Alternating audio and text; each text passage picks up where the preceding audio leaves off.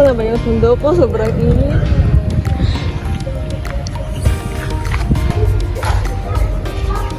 Ala, itim-itim ko na. Ala, pamaputi kayo ito. Try ko kaya. Maganda naman. Ah, ito yung store. Ito na pala yung tindahan. Magandang araw. Ano po sa inyo? Ano po ba kayo mga? Meron po yan. Ito, best seller namin. Perfect. Bibili talaga ako nito.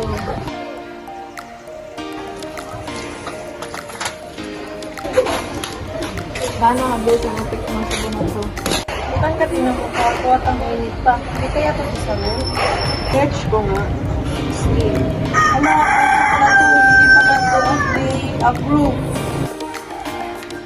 Oh my God! Ano nangyari sa mukha ko? Yes! Ano nangyari sa mukha mo? Ba't nangangati ka? Hindi! Ano nangyari sa iyo? Ang magaling ko na sabon. Peke pala yun kasi hindi pala yun FDA approved. Peke pala itong binibenta mo eh. Anong piki? Wala naman akong binibintang piki.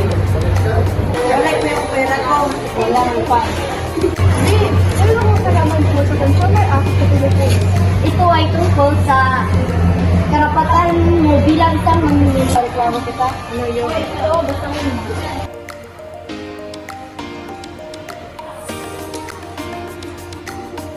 Okay, pasensya ka na. Okay lang po yun natin. Sa susunod po ate, muli magandang kaya sa magbibenta ng ibang po. Hindi naman, hindi ako. Sa college, hindi ko alam. Hindi pala ito binibenta ko. Salamat sa pagpayo. Karapatan mo bilang isang mamimili. Gaya mo, JC mo man.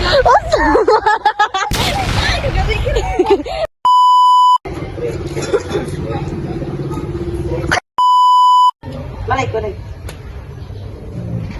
Go.